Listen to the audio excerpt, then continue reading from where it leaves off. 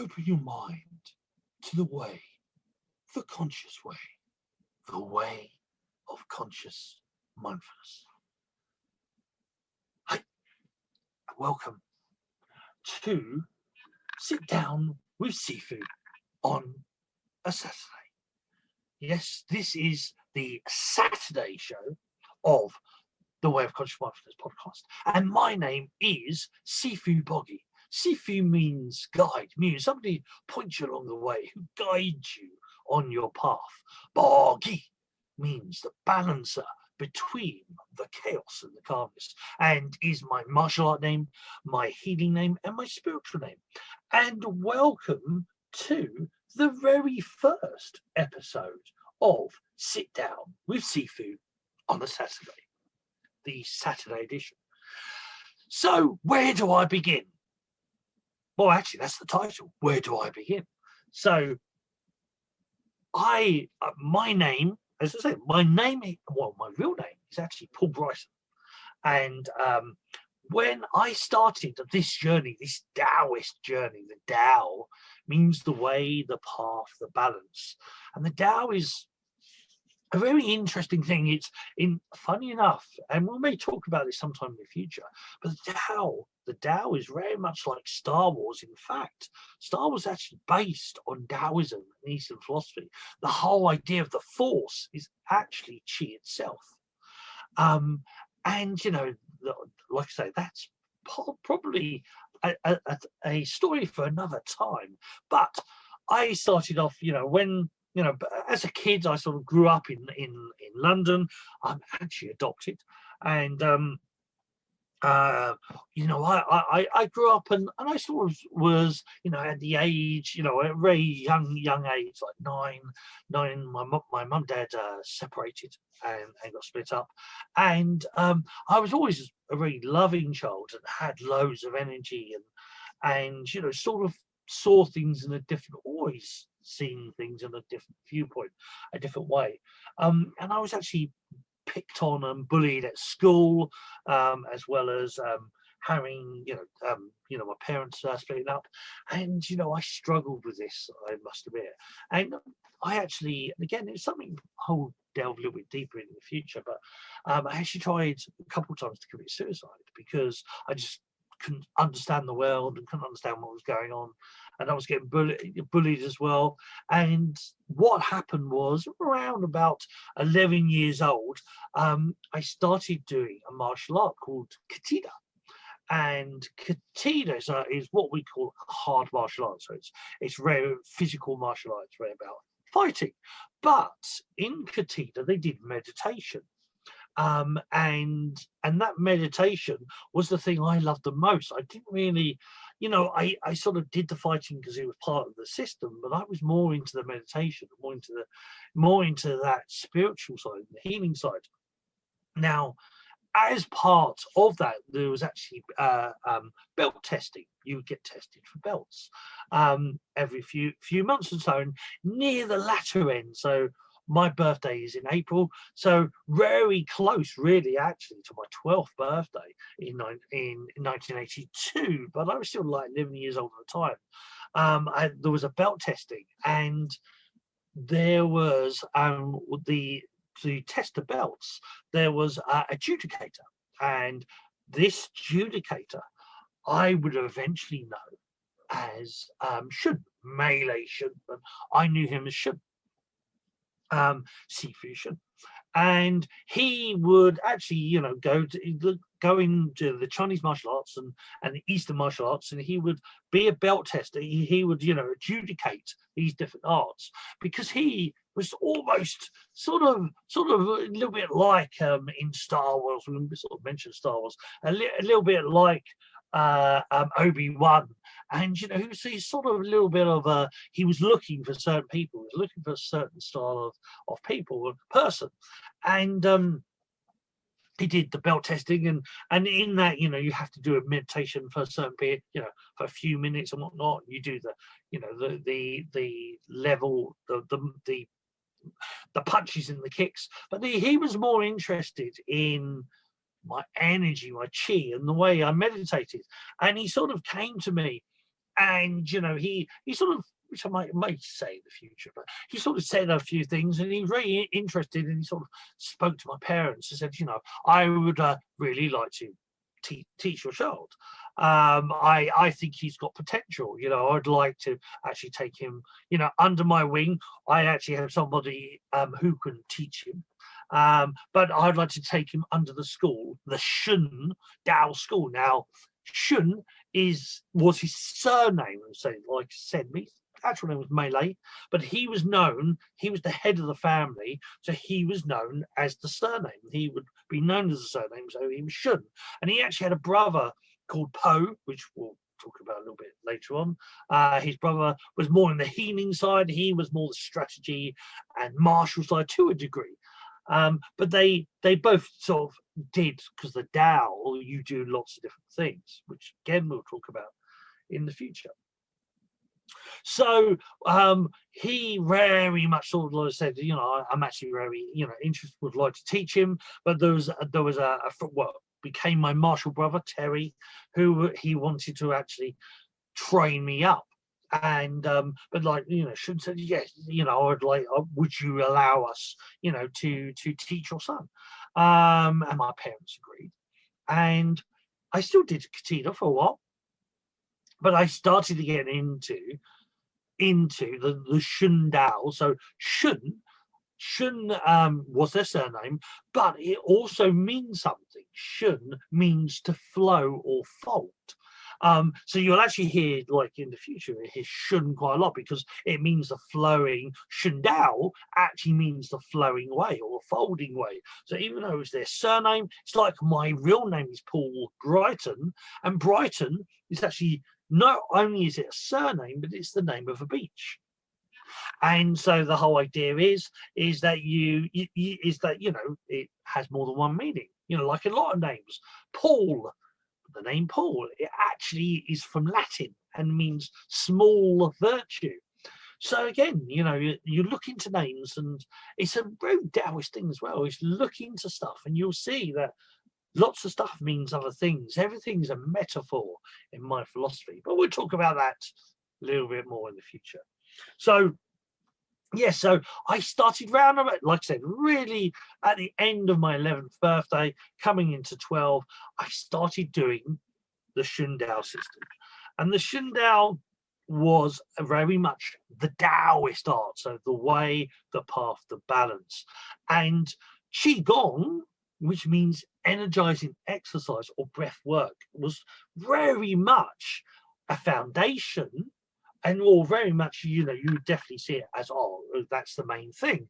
But actually, it was just one of many different skills. So you know, in both Taoism and Qigong, they say, you know, there is, you know, you want to train physically, you want to get stronger physically. There's a Tao for that. There's a Qigong for that. You want to improve your business skills and awareness. There's a Tao for that, and a Qigong, and so on and so forth. So there was the Tao, the way, the path, the balance. There were many different skills in the Taoist umbrella that you know, that these different skills were all about balance. They were all about doing things in different ways, and Qigong was one of them.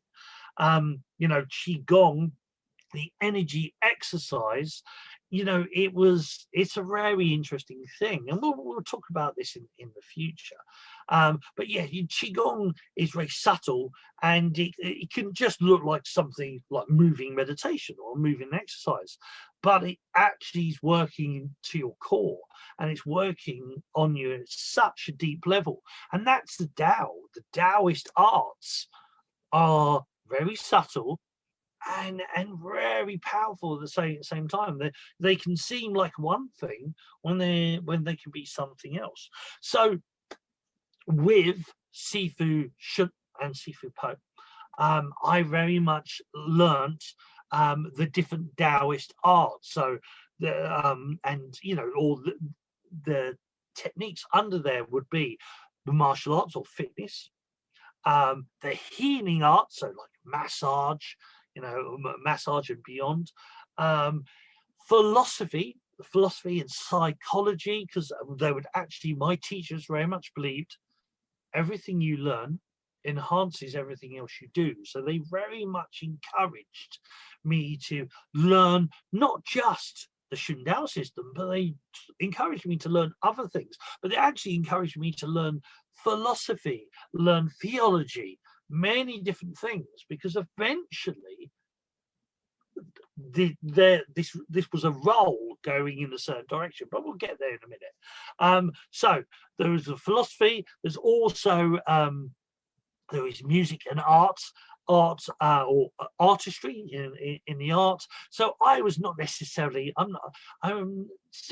play a little bit of harmonica. I'm not very much into music as such, but artwork. You know, I actually did figure skating and ice skating as part of my journey.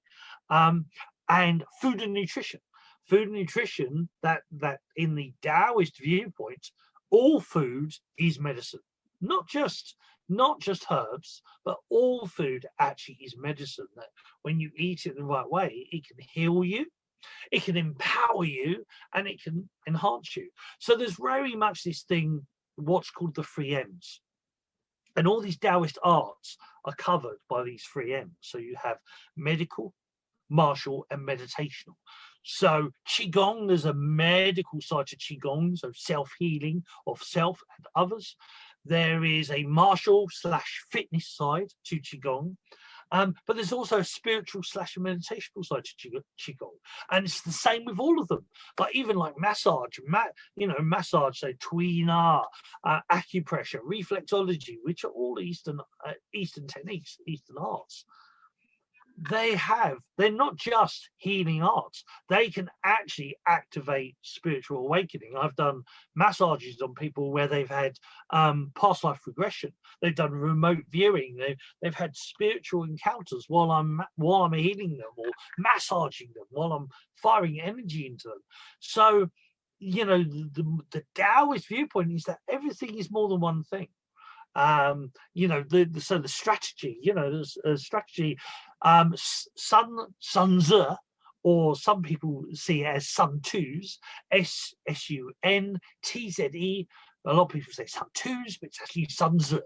So Sun Tzu and the art of strategy, or at least one of its names, the art of war is sort of what it's known for.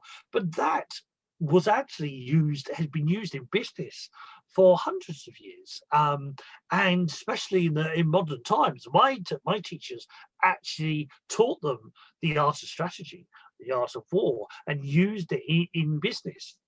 Because it's not about taking people on and fighting them, it's actually about working things out. And if you can, actually not even getting into confrontation to begin with.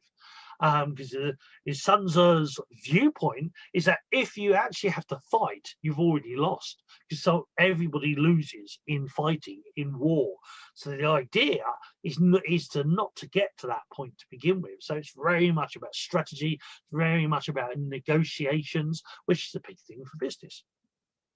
Then there is like I said, there is the food side as well, and then there's a big energy side. But energy, again, energy can be for healing, energy can obviously be for spiritual side, energy can be for physical fitness or /fighting side, and the same with the food, the same with all of it. So it's all interconnected. All these skills are interconnected. So what's happened over now? 39 years at the moment, 39 years coming up to 40 years by the end of the year.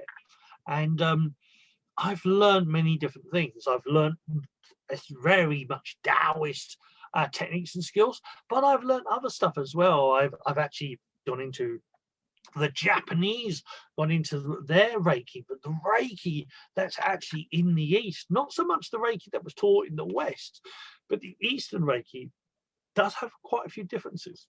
And we will talk about that in the show in the future, on the Saturday, the sit down with Sifu on a Saturday show. We'll talk about the differences in Reiki, the different styles, and even one of my big passions, Qigong. Qigong in the West is different to Qigong in the East. I always joke about this. I always say that Qigong is like an app. You know, you got a bad back, I've got an app for that. I've got Qigong for that. You know, you've got a headache, I've got Qigong for that. You want to improve the backhand in tennis, I've got Qigong for that. So they're very much like apps. But in China, in Japan and China, so Japan, Qigong is actually called Hatsui Ho, which means energy enhancer. So it's a slightly different terminology, slightly different words, but it's the same thing of sorts. But don't say that. Don't say that to certain people, because certain Zen people, Daoist people will have an argument with you over it. But so in Japan, Hatsui Ho is the term, and in China the term is Qigong. Now, and so part of that Qigong, so you have Qigong is like an app, but there's also updates, spiritual updates for that app. Now in China, one of the name I was taught to use is Shin Shen. And Shin Shen means flowing energy spirits. And it's basically like a download, a spiritual download for your Qigong. Now, in the Reiki and the Shin Shen itself, so the Shin Shen as a form of Reiki, energy enhancer, again, now in the West, we see Reiki as, oh yes, it's all about healing. Well, actually, in the East, it's those 3 M's again. There's a medical side, a healing side.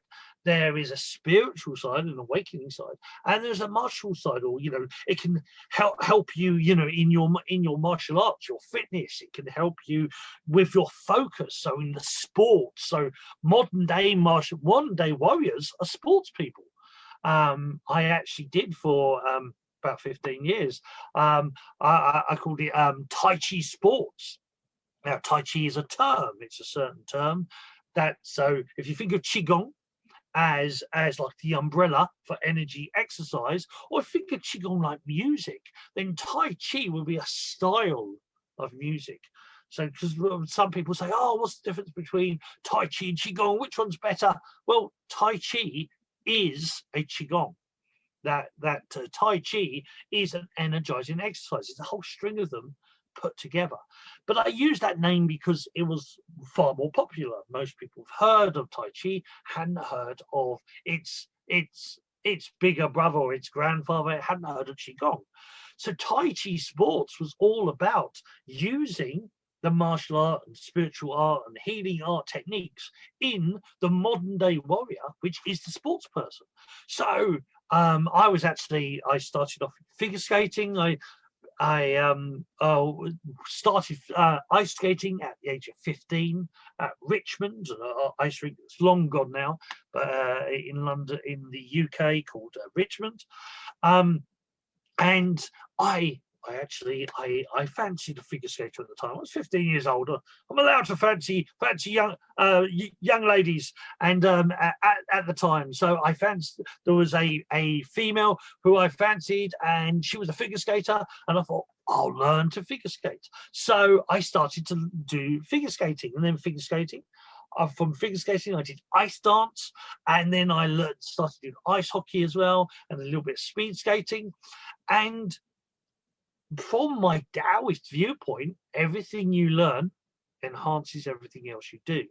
And ice skating was a very interesting thing for me, because when you're moving on the ice and twisting and turning, a lot of ice skaters will tell you that ice skating is the closest you can get to flying.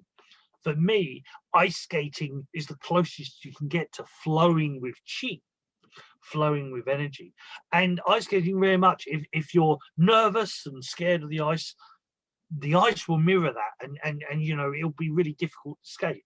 And if you fall over, it will really hurt. But if you relax and let go, and we'll talk about that in the future, with the drunken Daoist techniques come into play. And because it's not actually about alcohol, it's about using the techniques of when you're drunk, you're relaxed, and you know, you can move and you counter move, and you know, if you fall over because you're acting drunk or you're relaxing totally, it doesn't hurt. So you know, these different techniques, just like there's in kung fu, so you've got drunken kung fu, you've got dragon, you've got tiger, you've got horse. There are many different styles. There's even a duck style. Yeah, there's duck qigong and duck kung fu, but that's for another time. But yes, so the whole idea is this adapting abilities that I learned to, you know, I learned to ice skate, I learned to play hockey, I learned to figure skate, and I actually used the qigong principles and the Daoist principles in those sports. So I had friends who actually did 10-pin bowling, and I taught them qigongs to help them in their 10-pin bowling. And the same with tennis players. I had a friend who was a professional tennis player, and for a while in his academy we did Tai Chi tennis, and we actually did Tai Chi Tai Chi and Qigong techniques for his tennis to improve his tennis players. And he even had some tennis players who were wheelchair bound. And again, we taught Qigong. I taught Qigong for them as well. So the whole idea of what I do and what I've always done is everything adapts and twists and turns and different Tai Chi, the Qigong, the massage, the philosophy, everything adapts to everything else. And so I've had a very interesting sort of life, you know, a very interesting twisty turny life. I very much when I was younger, I very much loved I very much loved the Qigong. But before that, when I was a bit younger, around about 8, 9, I actually started acting. So when I got up to 16, I actually wanted to be an actor at first. And my cunning plan was to become a baker. By becoming a baker, I could work in the bakery in the daytime, and then in the afternoons do the go and do acting, and you know, do auditions. Now actually the irony was is sort of acting sort of eased off. There is a few tales of acting. So I've been in 1 or 2 B movies and 1 or 2 pilots for certain things. Nothing ever really, you know, exploded into fame, which is good thing Daoistically, because you sort of want to avoid the fame because of the ego. But we'll talk about that another time. Yeah, so I did baking, and ironically enough, Sifu Po, Shun's brother, he was very much the healer. He did the healing, he did the tweener, the Chinese massage, and he was sort of a bit of a big chap. He was sort of jolly chap. He sort of, if you've seen like the Chinese Buddhas, he sort of looked a little bit like the Chinese Buddha or Kung Fu Panda.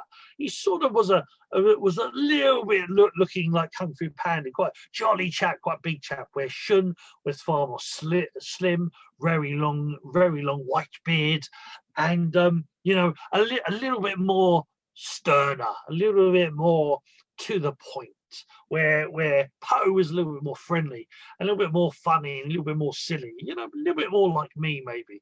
But when I said, I'm going to become a baker, Poe said, oh, excellent. Bakers make good masseuse, good at massage, because of kneading the dough.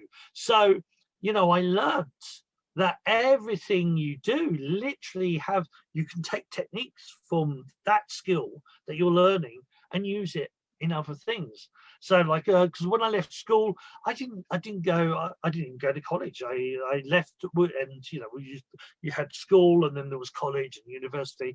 I left school, but I actually did a thing called Open University, which is which now would be actually online, but back then it was written papers, and you had to visit your lecturer a couple of times a year. and I actually did a psychology and philosophy that way. I actually learned that way, but I was always reading books and always studying and always learning new stuff.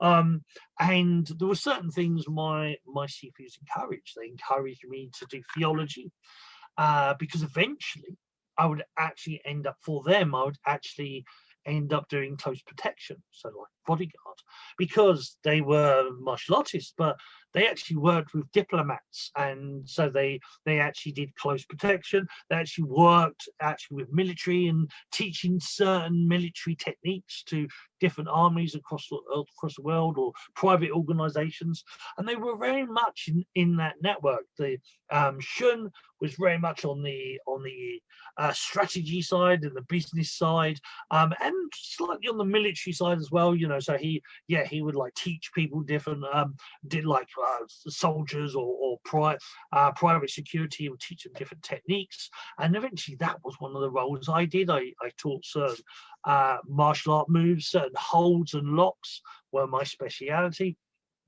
But also then he supplied close protection. He supplied bodyguards, and I was one of those.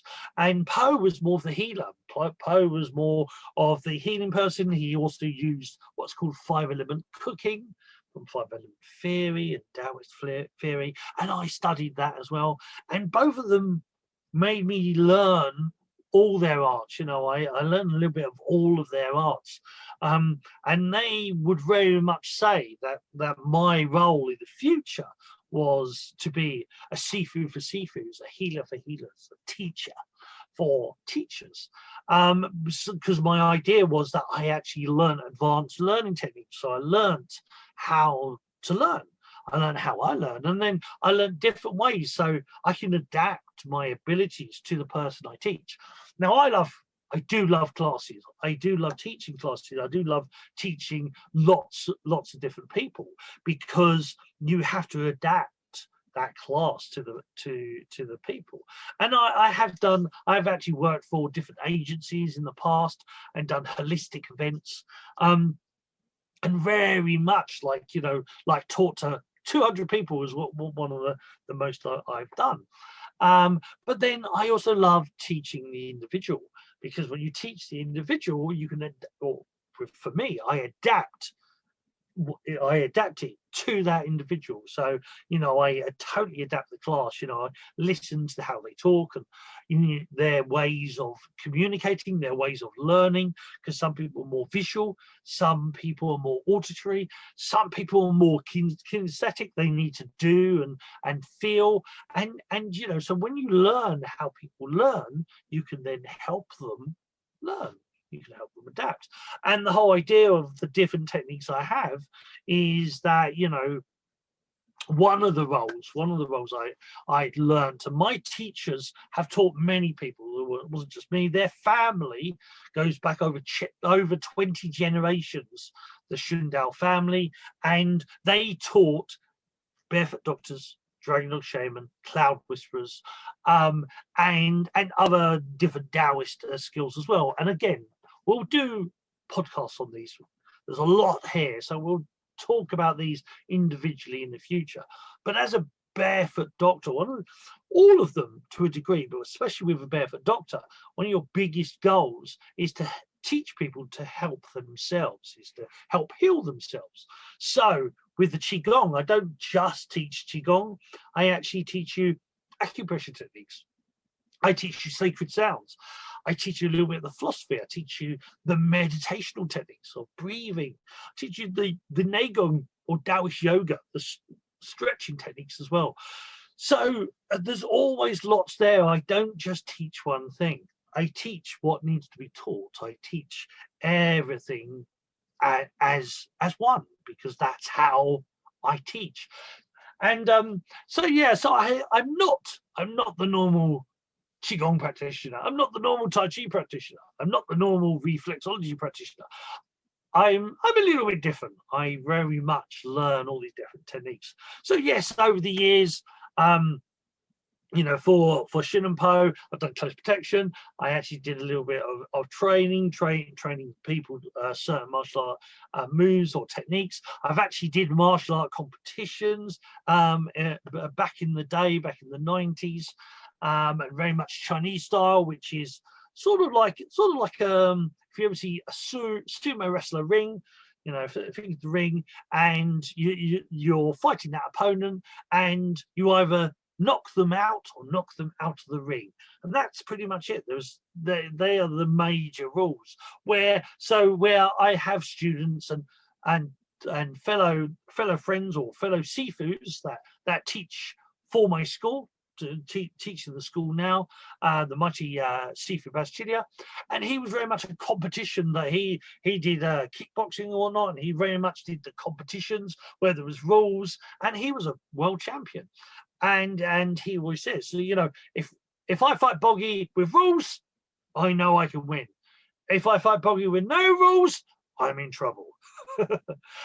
Because I sort of adapt, and I learn to do things in different ways, and I love China, which is grappling techniques and holds, but I can get very wiry and spin around in different circles in different ways, because I know different techniques. So yes, so my adventure in this life so far, it's been very interesting, to say the least. I've been a baker, I've been a close protection officer, massage. I'm very, very well known for my healing, for my massage. As I've sort of said earlier, people have had massages from me and experienced past lives, and they've gone off to other dimensions or remote views, and so because of the way I do stuff, it's in a slightly different way to, say, the normal massage, and I use different techniques. So yes, I've done many adventures. I'm really just skimming over the surface of what I've done, but over the coming weeks and months, we will talk about the different things. We will talk about the different points of the Tao, and what they mean. So I hope this is intrigued you. I hope you sort of like the sound. If you've got any questions, I'm on Instagram, so under Sifu Boggie. I'm on YouTube. Actually, Instagram, Sifu.Boggie. You'll find me on Instagram. On YouTube, you'll find me as Sifu Boggie. I actually have a link tree, which is sort of like a virtual business card. So it is link.tree/Sifu Boggie. But all this information you'll actually find in the info below. And ask me a question if there's something you are interested in learning about. Why not ask me? I do have a Qigong pretty much for everything. That is one of my trademarks. So I've got Qigong for that, and I'm notoriously known for. Over the years, I was very much seemed to specialize in people with chronic pain, with fibromyalgia, ME, MS. And, they may have had it for 10, 20, 30 years. And I've taught them Qigong. I taught them different exercises and different reflexology and acupressure points. And most of them have had quite impact, have had quite a lot of change. I don't like the word cure, but they definitely, a lot of them would say that they don't have pain at all, or they definitely don't have the pain they used to. And same with anxiety and stress. But my teachers, that wasn't just the healing side. My teachers actually taught empaths, psychics, remote viewers, because they're actually used. And we sort of touch on this on the Monday shows, the Way of Conscious Mindfulness, and with Brittany and Boggs, One Step Beyond. The businesses, the FT, the Fortune 500 and 100 index businesses have been using Qigong, have been using massage, have been using remote viewers, psychics, empaths for over 50 years. And my teachers taught these psychics, these empaths, these remote viewers, how to ensure they never burn out. So that is also one of my tricks up my sleeve, if I was wearing sleeves right now. It's one of the things I can do is that the Qigong, the techniques I teach, not just for helping people with chronic pain or helping people with migraine, stress, IBS and things like this, but it's also helping you enhance your psychic abilities, helping you enhance your energy, so if that interests you, like I say, you can find me on Linktree/Sifu Boggie. You can find me on YouTube. You can find me on Facebook under The Way of Conscious Mindfulness. That's the main page you can find me on. I'm even on LinkedIn, and you can have a look on there for Paul Sifu Boggie Brighton, and you'll find me on there. But that's it really for this show, and I'm looking forward to talking to you again next week. So for now, take care, be well, enjoy what's rest of your Saturday or whichever day that you're listening to the show, and until next time, it is love, chi and Shen from me, Sifu Boggie. Bye for now.